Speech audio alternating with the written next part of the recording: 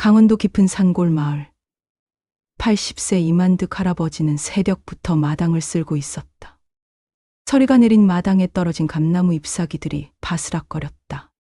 60년간 지켜온 이 집, 이 마당에서의 아침 청소는 그의 일상이었다. 할아버지는 혼자였다. 3년 전 할머니가 세상을 떠난 후 줄곧 혼자 살고 있었다. 아들 셋, 딸 하나를 모두 키워 시집장가 보낸 후 이제는 적막한 시골집에서 혼자만의 시간을 보내고 있었다. 집안 곳곳에는 옛날의 흔적들이 남아 있었다. 거실 벽에 걸린 가족 사진들, 큰아들이 대학에 입학했을 때 찍은 사진, 둘째 아들의 결혼 사진, 막내 아들이 군대에서 보낸 편지, 딸이 어렸을 때 그려준 그림까지. 모든 것이 그 자리 그대로 있었지만 정작 사진 속 사람들은 이제 이 집을 찾지 않았다. 할아버지가 이런 결정을 내린 건 5년 전이었다. 당시 75세였던 그는 자식들을 불러 모았다. 내가 언제까지 살지 모르겠으니까 미리 정리하자며 평생 모은 재산을 나눠주기로 했다. 논 5마지기는 큰아들에게, 밭 3마지기는 둘째 아들에게, 집 뒤편 2면은 막내 아들에게, 그리고 현금 5천만 원은 딸에게 주었다. 이제 너희들끼리 잘 살아라. 아버지한테 신경 쓸 것도 없고 나중에 상속 때문에 싸울 일도 없을 거다. 할아버지는 그렇게 말하며 자식들이 고마워하는 모습을 바라보았다. 그때만 해도 자식들은 아버지, 아직 정정하신데 뭘 그런 얘기를 해요? 라며 사양하는 신용을 했다. 하지만 재산 분배가 끝나자 자식들의 태도는 서서히 변하기 시작했다. 처음 1년 정도는 명절이면 찾아왔고 가끔 안부 전화도 걸었다. 하지만 시간이 갈수록 연락은 뜸해졌다. 큰아들은 서울에서 사업을 한다며 바쁘다고 했고, 둘째 아들은 부산에서 직장 생활로 몸이 힘들다고 했다. 막내 아들은 2년 전 교통사고로 세상을 떠났고, 딸은 제주도에 살면서 비행기표가 비싸다며 발길을 끊었다. 특히 큰아들의 변화는 충격적이었다. 예전에는 아버지 건강 챙기세요라며 용돈을 봉투에 넣어드렸는데 이제는 전화를 해도 네 아버지, 요즘 좀 바빠서요 라며 서둘러 끊었다. 둘째 아들은 아예 전화를 받지 않을 때가 많았다. 가끔 받으면 아버지, 지금 회의 중이라서요. 나중에 다시 전화드릴게요 라고 하고는 며칠이 지나도 연락이 없었다. 할아버지는 처음엔 이해하려 했다. 젊은 사람들이니까 바쁘겠지. 나도 젊을 때 부모님께 자주 안부 못 여쭈었는데, 하지만 시간이 갈수록 이해보다는 서운함이 커졌다. 특히 명절이 가장 외로웠다. 예전에는 온 집안이 북적거렸는데 이제는 혼자서 차례상을 차리고 혼자서 절을 했다. 할머니 영정사진 앞에서 당신이 있을 때는 그래도 덜 외로웠는데 라고 중얼거리곤 했다. 이웃들도 눈치를 챘다. 만드기 아저씨, 요즘 자식들이 안 와? 명절인데 집이 너무 조용하네. 이런 말들이 할아버지에게는 더 큰 상처가 되었다. 그래도 할아버지는 자식들을 원망하지 않으려 했다. 내가 미리 재산을 줘서 편하게 해줬으니까 이제 각자 살 길을 가는 거겠지. 하지만 마음 깊숙한 곳에서는 후회가 스멀스멀 올라왔다. 정말 재산을 미리 나눠주는 게 옳은 일이었을까? 새해가 되어도 자식들의 안부 전화는 오지 않았다. 할아버지는 이제 정말로 혼자라는 것을 실감하기 시작했다. 설날 보름 전 할아버지는 큰아들에게 전화를 걸었다. 오래만이라도 온 가족이 모여 명절을 쇠고 싶었다. 준호야, 나다. 올 설날에는 다 같이 집에 모이면 좋겠는데 어떨까? 전화 너머로 큰아들 준호의 한숨 소리가 들렸다. 아버지, 요즘 사업이 너무 어려워서요. 설날에도 미팅이 있어서 못 가겠어요. 그럼 추석은? 추석도 글쎄요. 일단 봐야겠어요. 할아버지는 가슴이 답답해졌다. 예전 같으면 그래, 일이 우선이지라며 이해했겠지만 이제는 다른 생각이 들었다. 준호가 받은 논 오마지기는 지금 시세로 3억 원이 넘는 가치였다. 그 돈으로 사업을 확장했다고 들었는데 정작 아버지와는 거리가 멀어졌다. 둘째 아들 현호에게도 연락해봤다. 현호야, 아버지다. 설날에 집에 오면. 아버지, 죄송해요. 처가에서 먼저 명절 지내자고 해서요. 아이들도 외할머니, 외할아버지 보고 싶어 하고요. 그럼 언제 한 번은 올 수 있지? 다음 기회에요. 요즘 회사 일도 많고 애들 학원비도 만만치 않아서 바쁘거든요. 할아버지는 쓴웃음을 지었다. 현호가 받은 밭 산마지기로 아파트를 장만했다는 소식은 들었지만 정작 아버지에게는 시간이 없다고. 딸 미영에게 전화할 때는 더욱 조심스러웠다. 막내딸에 대한 미안함이 있었기 때문이다. 미영아, 아버지야. 잘 지내지? 네, 아버지. 근데 급해요. 지금 아이들 학교 준비시켜야 해서. 아니다. 급한 건 아니고 설날에 집에 한번 와보면 어떨까 해서. 제주도에서 본토까지 가는 게 쉽지 않아요. 비행기 표도 비싸고 애들 데리고 가기도 힘들어요. 아버지도 이해하시죠? 미영의 목소리에는 어떤 변명하는 듯한 톤이 섞여 있었다. 할아버지는 3년 전 미영에게 준 5천만 원 현금으로 제주도에 카페를 차렸다는 소식을 들었지만 그 카페를 한 번도 가본 적이 없었다. 전화를 끊고 나서 할아버지는 마당에 나가 담배를 한 대 피웠다.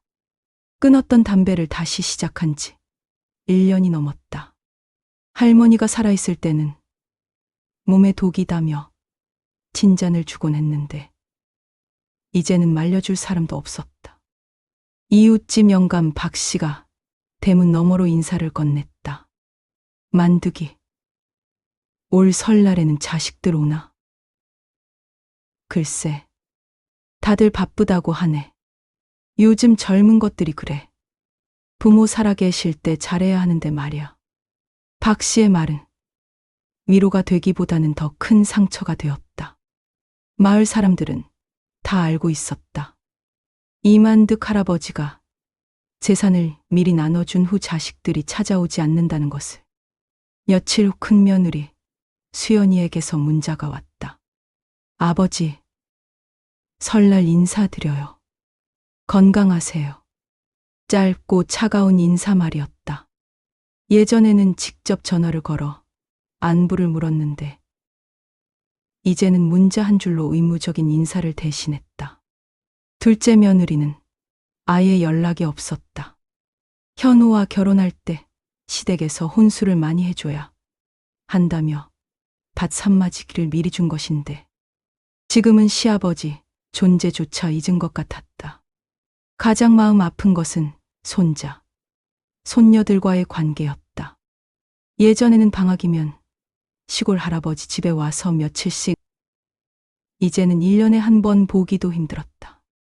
큰손자 민우는 중학생이 되면서 할아버지 집은 와이파이도 안 터져라며 오기 싫어했고, 둘째 손자 기주는 아예 할아버지 전화번호를 모르는 것 같았다.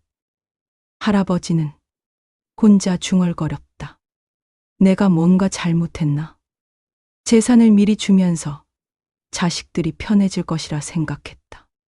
나중에 상속 문제로 형제간에 싸우지 않을 것이라 기대했다.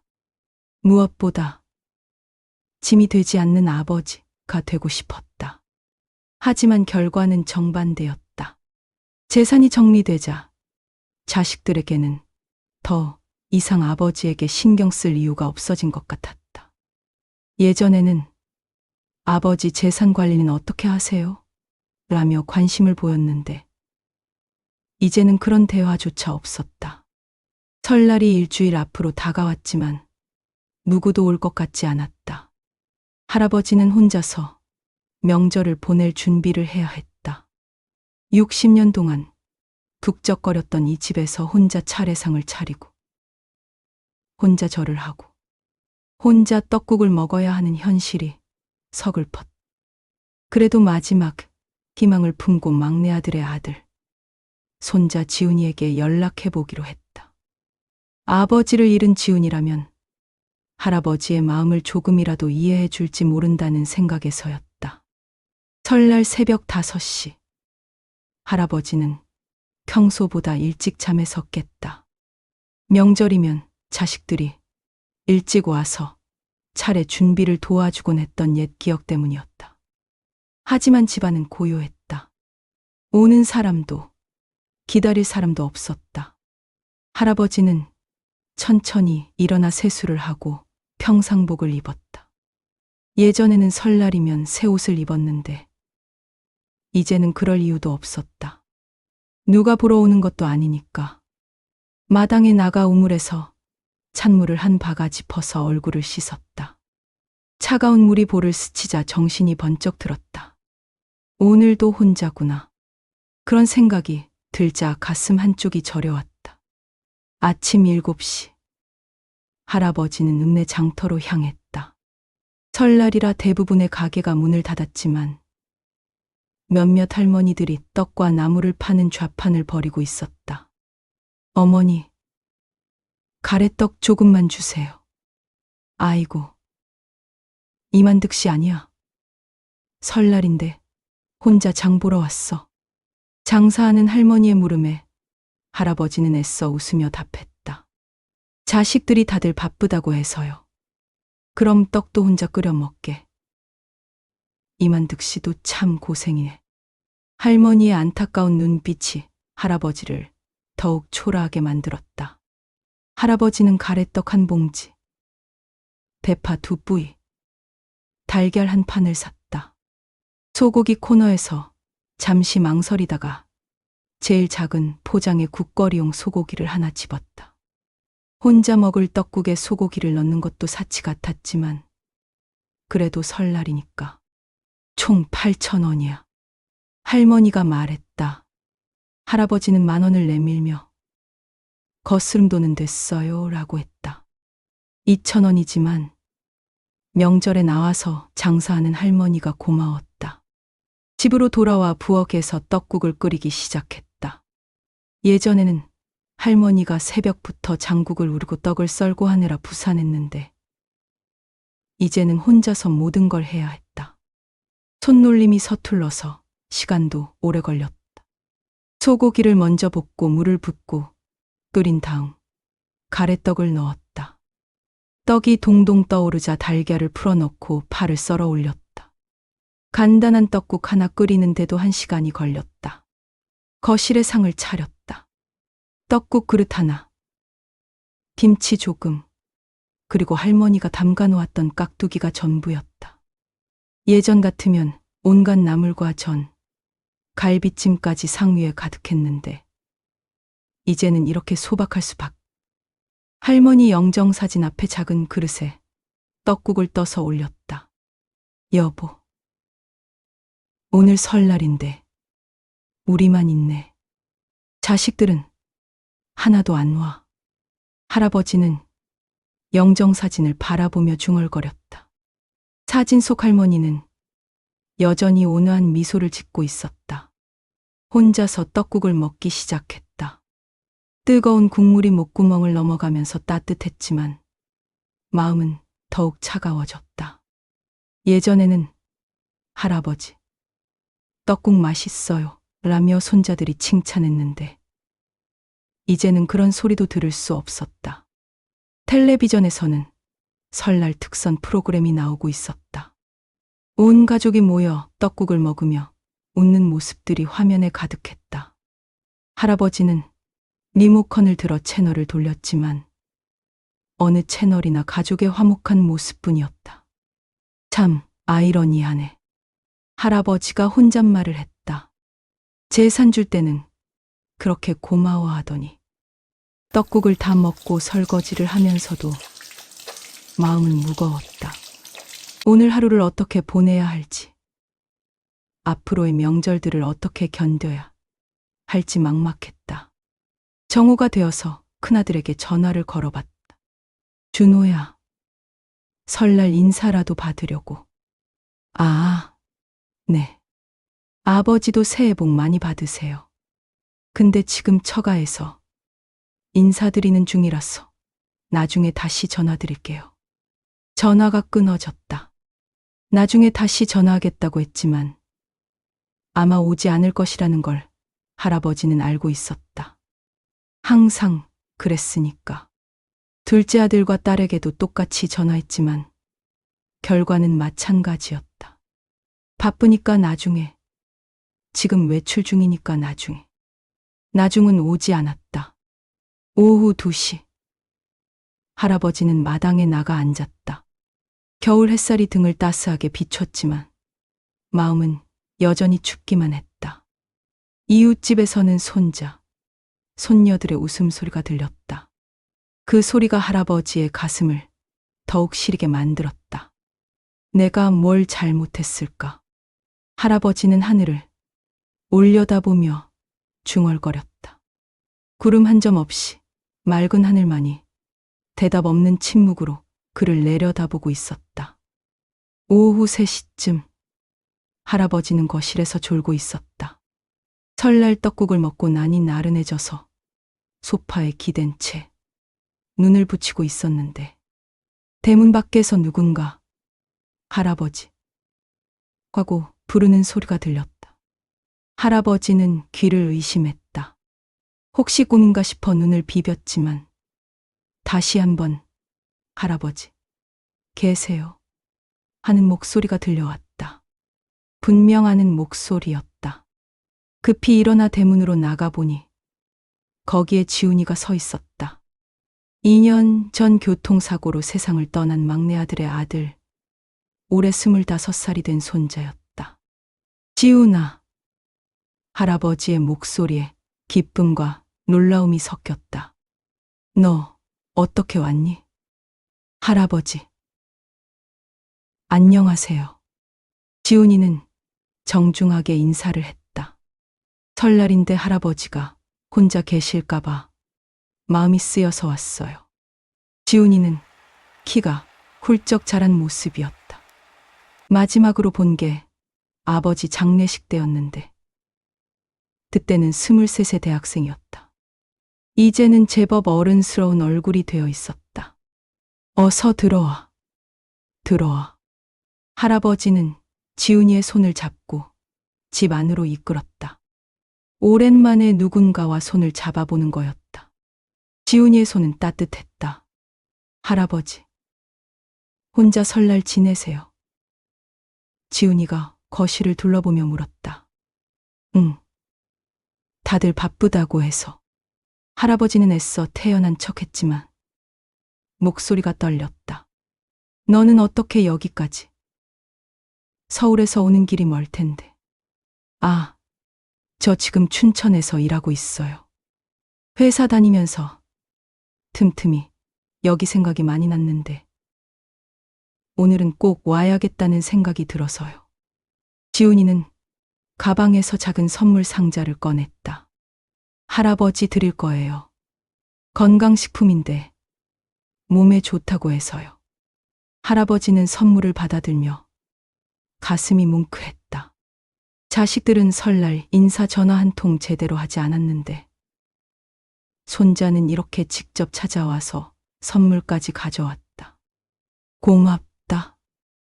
지훈아. 정말 고맙다. 할아버지는 지훈이의 어깨를 두드렸다. 그런데 혼자 왔니? 여자친구는 아직 혼자예요. 일에 집중하려고요.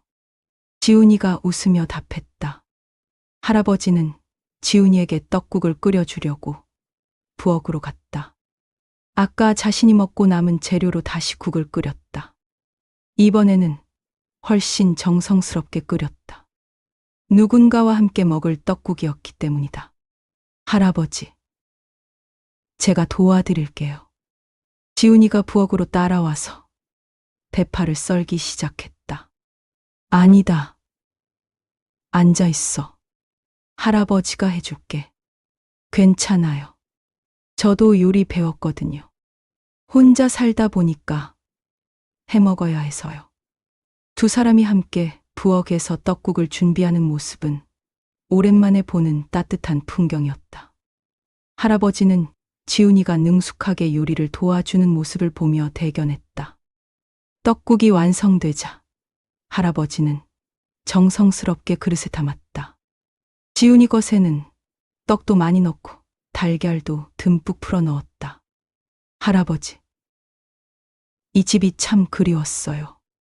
지훈이가 거실을 둘러보며 말했다. 어릴 때 여름방학이면 여기서 한 달씩 살았었는데. 맞다. 맞다. 너 초등학교 때 할머니한테 떡 만드는 법 배운다고 난리였지. 할머니가 그때 말씀하셨어요. 지훈이가 나중에 커서 할아버지, 할머니 잘 챙겨줄 거라고. 할아버지의 눈가에 눈물이 맺혔다. 할머니의 말이 맞았다. 정작 자식들은 다 외면했는데 손자가 이렇게 찾아왔다. 아버지 돌아가신 후에 많이 힘드셨죠? 지훈이가 조심스럽게 물었다. 그래도 내 아버지는 마지막까지 효자였어. 죽기 직전에도 아버지 잘 모시라고 너한테 당부했다고 들었는데. 네, 아버지가 그러셨어요. 할아버지는 우리 가족의 기둥이니까 잘 모시라고요. 지훈이의 말에 할아버지는 더욱 감동했다. 막내 아들만이라도 자신을 이해해주고 있었구나 하는 생각이 들었다. 큰아버지들은 요즘 어떻게 지내시나요? 지훈이가 물었다. 글쎄, 다들 바쁘다고 하네. 할아버지는 자식들에 대한 서운함을 숨기려 했다. 지훈이는 할아버지의 표정을 보며 무언가를 눈치챈 듯 했다. 할아버지, 외로우셨죠? 할아버지는 대답하지 못했다. 대신 지훈이의 손을 꼭 잡았다. 오랜만에 누군가 자신의 마음을 읽어주는 것 같아서 가슴이 벅찼다. 떡국을 식탁에 올리고 두 사람은 마주 앉았다. 오랜만에 누군가와 함께하는 식사였다. 할아버지는 지훈이가 떡국을 맛있게 먹는 모습을 바라보며 얼굴에 미소가 번졌다. 할아버지, 정말 맛있어요. 할머니가 끓여주시던 그 맛이에요. 지훈이가 말했다. 그러니? 할머니한테 배운 건데. 할아버지의 목소리에 자부심이 묻어났다. 그런데 너 요즘 어떻게 지내니? 일은 괜찮고. 춘천에 있는 중소기업에 다니고 있어요. 힘들긴 하지만 배우는 게 많아서 좋아요. 지훈이는 진솔하게 답했다. 사실 처음엔 서울에 있고 싶었는데 아버지 일 때문에 빚이 좀 있어서 지방으로 내려왔어요. 할아버지의 얼굴이 어두워졌다. 지훈아, 미안하다. 할아버지가 도움이 못 돼서. 아니에요. 할아버지, 제가 스스로 해결할 일이에요. 그리고 지훈이가 잠시 망설이더니 말을 이었다. 사실 할아버지께서 큰아버지들한테 재산 나눠주신 얘기 들었어요. 할아버지는 떡국을 먹던 숟가락을 멈추고 지훈이를 바라봤다. 그래, 들었구나. 할아버지 마음은 이해해요. 자식들 싸우지 않게 하시려고 그러신 거잖아요. 그런데 지훈이가 조심스럽게 말했다. 큰아버지들이 할아버지를 너무 소홀히 하는 것 같아서 마음이 아파요. 할아버지는 한참 동안 말이 없었다. 그러더니 깊은 한숨을 내쉬었다. 지훈아, 할아버지가 후회하고 있어. 재산을 미리 나눠준 게 잘한 일인지 모르겠다. 왜요? 예전에는 그래도 명절이면 와서 안부라도 묻고 했는데 이제는 전화도 잘 안 해. 마치 할 일을 다 끝낸 것처럼. 지훈이는 할아버지의 손을 잡았다. 할아버지, 그분들이 잘못된 거예요. 재산을 받았다고 해서 부모를 외면하는 게 어디 있어요? 그래도 내가 너무 성급했나 봐. 살아있을 때 주면 고마워할 줄 알았는데 할아버지는 잘못하신 게 없어요. 다만 사람들이 생각보다 현실적이라는 걸 몰랐던 거죠. 두 사람은 잠시 조용히 떡국을 먹었다. 할아버지는 지훈이의 따뜻한 말에 위로를 받았지만 동시에 다른 자식들에 대한 서운함도 더 커졌다. 그런데 할아버지, 지훈이가 입을 열었다. 저는 할아버지가 그렇게 하신 이유를 알아요. 자식들에게 짐이 되기 싫으셨던 거죠. 맞다. 나이 들어서 자식들한테 손 벌리고 싶지 않았어. 그리고 내가 죽고 나서 형제들끼리 재산 때문에 싸우는 걸 보기 싫었고, 그 마음은 정말 훌륭하다고 생각해요. 하지만 할아버지, 사랑은 재산과 상관없는 거잖아요. 지훈이의 말에 할아버지는 고개를 끄덕였다. 내 말이 맞다. 내가 너무 순진했나 봐. 식사를 마치고 지훈이는 자리에서 일어나 할아버지 앞에 꿇어 앉았다. 그러고는 정중하게 큰 절을 올렸다. 할아버지, 새해 복 많이 받으세요. 그리고 항상 건강하세요. 할아버지는 깜짝 놀랐다. 지훈아, 일어나거라. 무슨 절을? 아니에요. 아버지 대신 제가 해야 할 일이에요. 지훈이는 절을 마치고 일어나서 주머니에서 봉투 하나를 꺼냈다. 할아버지, 이거 받으세요. 이게 뭐냐? 용돈이에요. 얼마 안 되지만 제 마음이에요. 할아버지는 봉투를 사양했다. 아니다. 지훈아, 내가 어려운데 어떻게 받니? 할아버지께서 큰아버지들한테 그렇게 많이 주셨는데 손자가 조금 드리는 게 뭐가 어때요? 받으세요. 할아버지는 결국 봉투를 받았다. 돈의 액수는 중요하지 않았다. 손자의 마음이 고마웠다. 지훈아, 정말 고맙다. 할아버지가 이렇게 기쁜 설날을 보낸 게 몇 년 만인지 모르겠다. 저도 할아버지 뵈니까 마음이 편해요. 앞으로 자주 올게요. 그래, 언제든지 와라. 할아버지가 맛있는 거 해줄게. 지훈이는 저녁까지 할아버지와 함께 시간을 보냈다. 옛날 이야기도 나누고 할아버지의 건강에 대해서도 걱정해주고 앞으로의 계획도 들어줬다. 해가 지고 지훈이가 떠날 시간이 되자 할아버지는 아쉬워했다. 벌써 가야 하니? 네. 내일 출근해야 해서요. 하지만 다음 달에 또 올게요. 조심히 가거라. 그리고 지훈아. 네. 할아버지, 오늘 와줘서 정말 고마웠다. 할아버지 평생 잊지 못할 거야. 지훈이가 떠나고 나서 할아버지는 혼자 남았지만 이상하게 외롭지 않았다. 가슴 한쪽이 따뜻했다. 오늘 하루만으로도 충분히 행복한 설날이었다. 그날 밤 할아버지는 오랜만에 편안한 잠에 들었다. 꿈에서는 어린 지훈이가 할머니와 함께 떡을 만들고 있었다. 할머니가 말했다. 여보, 우리 지훈이가 참 착하죠. 할아버지는 꿈속에서도 미소 지으며 대답했다. 그래, 정말 착한 아이야.